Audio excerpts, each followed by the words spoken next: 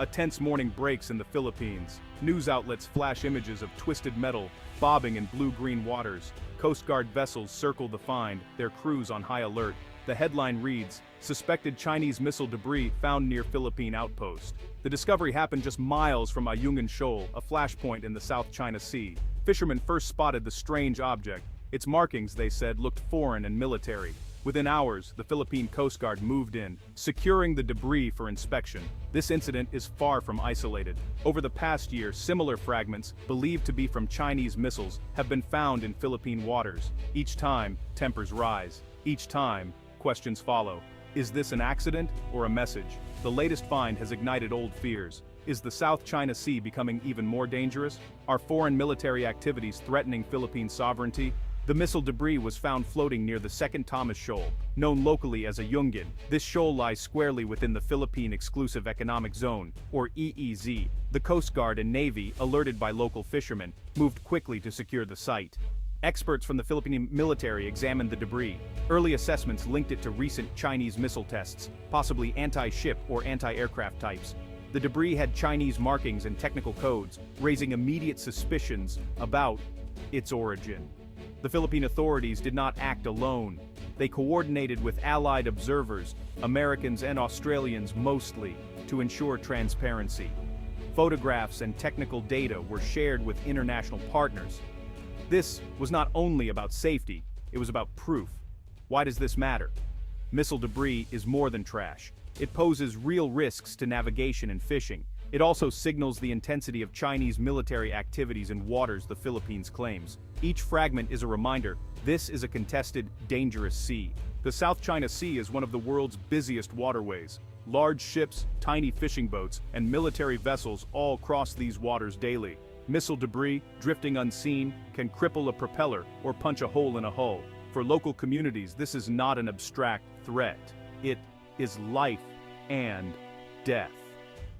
Beyond safety, the issue strikes at the heart of Philippine sovereignty. Finding foreign missile parts in Philippine waters feels like a violation. It raises hard questions. Who controls these seas? Who's responsible when things go wrong? Each incident chips away at local confidence. International law, especially the United Nations Convention on the Law of the Sea, UNCLOS, gives the Philippines rights over its EEZ. But laws mean little if they are ignored. Missile debris is proof that the rules are not being respected. The Philippine government faces a dilemma: defend its maritime rights, risking confrontation, or stay silent and appear weak. For many, the choice is clear, but the risks are real, and the stakes are rising. Ayungin Shoal lies at the heart of the dispute. In 1999, the Philippines deliberately grounded the BRP Sierra Madre, a rusting naval transport, on this shallow reef. The ship is now a symbol, both a military outpost and a statement of Philippine claims. Life aboard the Sierra Madre is tough. Filipino Marines endure harsh conditions, surrounded by the sea and shadowed by Chinese ships. The Sierra Madre creaks with age, but its presence is a constant reminder. The Philippines will not give up Ayungin. China does not accept this outpost. Chinese Coast Guard and militia vessels regularly patrol nearby, sometimes blocking Philippine resupply missions. Each encounter is tense. Sometimes water cannons are used, sometimes ships collide. For both countries, Ayungin is more than a reef. It is a test of will. The missile debris incident only adds to the tension, making the area more volatile than ever. After each incident, calls grow louder for the Philippines to strengthen its outpost at Ayungin.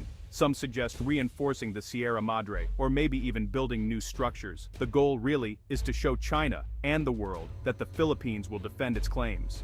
Supporters argue that a stronger presence is vital. They point to increasing Chinese activity and say the current setup is just too vulnerable.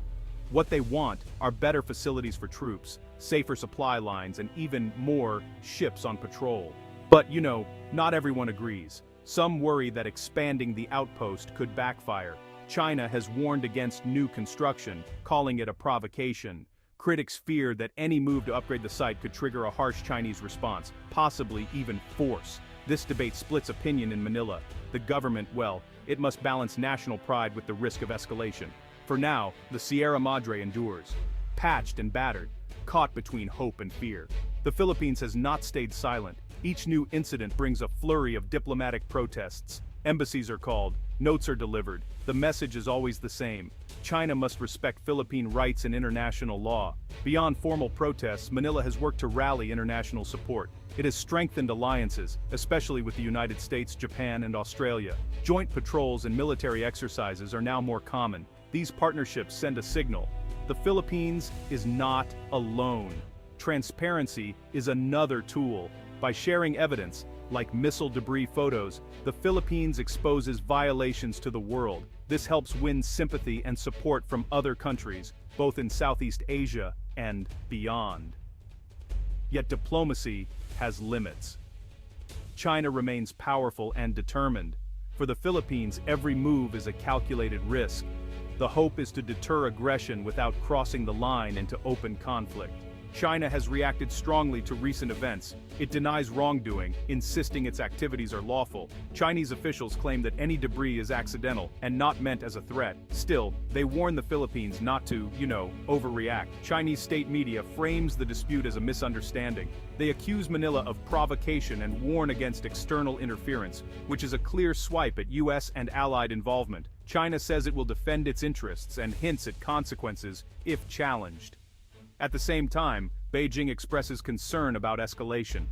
Chinese experts caution that small incidents can spiral out of control. Both sides, they say, must exercise restraint. Yet, actions speak louder than words. Chinese ships continue to patrol aggressively. The message is clear: China will not back down, even as it urges calm. The South China Sea dispute is not just about China and the Philippines. Other Southeast Asian countries, Vietnam, Malaysia, Brunei, also have claims in these waters. They watch each new incident closely, wary of being next. For Vietnam, Chinese missile debris is a reminder of past clashes. Malaysia and Indonesia worry about their own maritime rights. Each country must decide, confront China, or seek compromise. Regional groups like ASEAN try to calm tensions. They call for dialogue and a code of conduct. But unity is hard to achieve. Some members need Chinese investment, others fear military conflict. Still, the missile debris incident has sparked new conversations. Southeast Asian nations know that instability here threatens everyone. The world is watching, and the stakes keep rising. In the Philippines, public anger is growing. Social media buzzes with calls to defend Philippine waters. Many see the debris as proof that China does not respect their country. We must stand up, some say. Enough is enough. At the same time, there is worry. Ordinary Filipinos know the costs of conflict. Fishermen fear losing their livelihood. Families worry about war. The government faces pressure: act tough, but avoid disaster. Some leaders warn against rash moves. They stress the need for careful policy. Strong enough to deter, but flexible enough to avoid escalation.